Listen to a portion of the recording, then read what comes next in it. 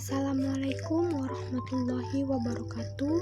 Halo semuanya, perkenalkan nama saya Meira Utari dari Institut Agama Islam Negeri Langsa, Fakultas Tarbiyah dan Ilmu Keguruan, Prodi Pendidikan Islam Anak Usia Dini dan mata kuliah Psikologi Perkembangan Anak Usia Dini. Nah, di sini saya membuat video podcast yang berjudul Perkembangan Bahasa dan Seni.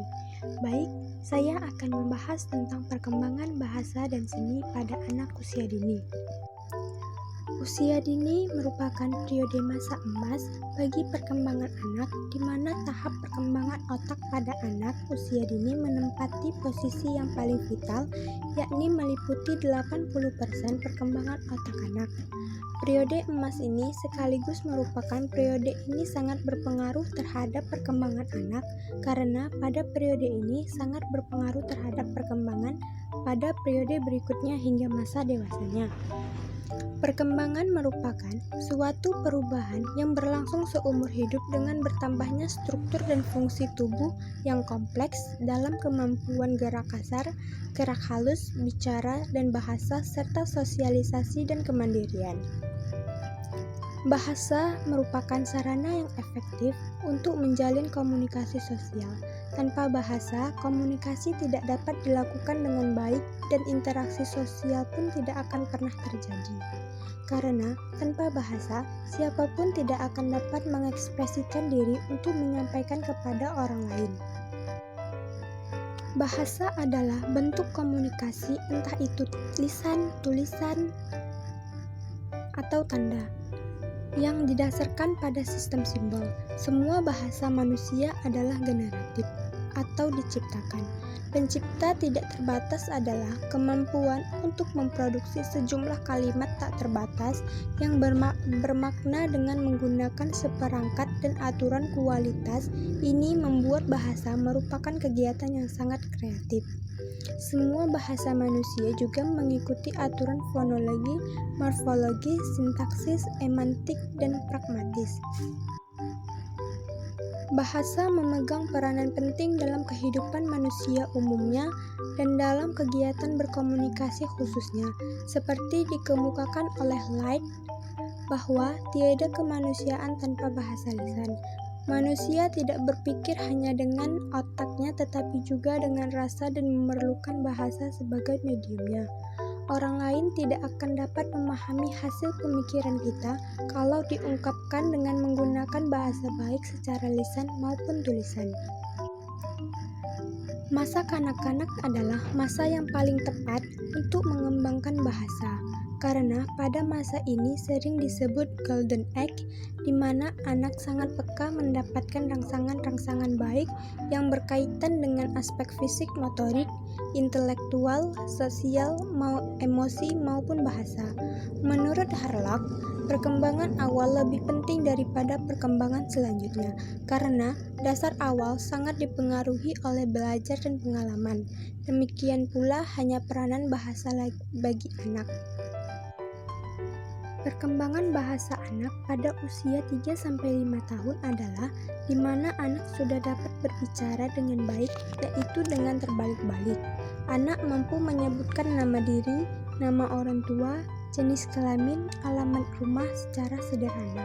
Dapat mengulang kalimat sederhana, menjawab pertanyaan tentang keterangan atau informasi secara sederhana.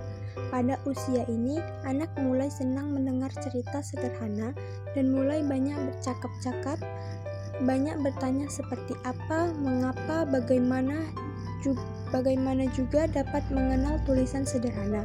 Sedangkan seni adalah jumlah kegiatan yang dapat dilakukan oleh anak dengan lebih banyak melibatkan kemampuan motorik, khususnya motorik halus. Seni dapat mendorong anak untuk ingin selalu menciptakan sesuatu yang baru dan mendorong anak menjadi lebih kreatif. Perkembangan seni pada anak usia dini adalah salah satu proses pencapaian anak dalam bidang seni dengan berpatokan standar tingkat pencapaian perkembangan anak usia dini. Melalui aktivitas seni dapat meningkatkan daya cipta serta kreativitas yang orisinil dan bersifat individual. Seni untuk anak-anak berbeda dengan seni untuk orang dewasa, karena karakter fisik maupun mentalnya berbeda. Hal ini sangat penting diperhatikan, khususnya dalam melakukan pengajaran terhadap anak didik. Fungsi seni dalam pendidikan berbeda dengan fungsi seni dalam kerja profesional. Seni untuk pendidikan difungsikan sebagai media untuk memenuhi fungsi perkembangan anak, baik fisik maupun mental. Sedang seni dalam kerja profesional difungsikan untuk meningkatkan kemampuan bidang keahliannya secara profesional. Tahapan perkembangan bahasa. Menurut Children Development, ada 4 bagian dalam bahasa, yaitu 1. Fonologi. Fonologi adalah bunyi atau nada pada bahasa. Kedua, semantik. Semantik adalah makna kata atau kalimat yang mengandung kata kerja dan mampu menggambarkan konsep melalui kata. Yang ketiga, tata bahasa. Tata bahasa adalah aturan subjek, predikat, dan objek diposisikan ke dalam suatu kalimat. Yang keempat, pragmatis. Pragmatis adalah aturan untuk komunikasi yang efektif dan sopan. Yang kelima, sintaksis. Sintaksis adalah cara kata dikombinasikan untuk membentuk frasa dan kalimat yang bisa diterima. Tahapan perkembangan bahasa anak terbagi 2, yaitu 1. Tahapan pralinguistik. Tahap ini berlangsung pada fase bayi. Si kecil berusaha melakukan komunikasi dengan mama atau orang-orang di sekitarnya dengan cara menangis, menjerit, dan tertawa. Kemampuan ini akan meningkat dengan bentuk komunikasi yang lebih verbal, yaitu ia mulai dapat mengoceh meski kata-kata yang ia ingin ucapkan masih belum jelas. Yang kedua, tahap linguistik. Tahap ini adalah fase si kecil belajar berbicara. Pada tahap ini, anak sudah dapat mengucapkan kata-kata dengan baik seperti orang dewasa. Ia juga sudah dapat merangkai banyak kata dalam satu kalimat. Periode kritis perkembangan kemampuan berbahasa anak terjadi pada tahap usia dini, yakni sejak ia lahir sampai berusia 6 tahun. Kesulitan berbahasa pada anak. Kesulitan berbahasa ada memiliki 2 faktor yang mempengaruhi perkembangan bahasa pada anak usia dini, yaitu 1. Kematangan fisiologis. Perkembangan bahasa berhubungan erat dengan kematangan fisiologis dan sistem syaraf pusat dalam otak anak. Kedua, perkembangan sistem syaraf dalam otak. Sistem syaraf pada janin yang masih berkembang dalam kandungan pada masa perantap tergolong sangat sederhana. Bahkan dapat dikatakan proses perkembangan sistem syaraf terjadi bersamaan dengan pembentukan berbagai organ eksternal janin pada masa triwulan pertama.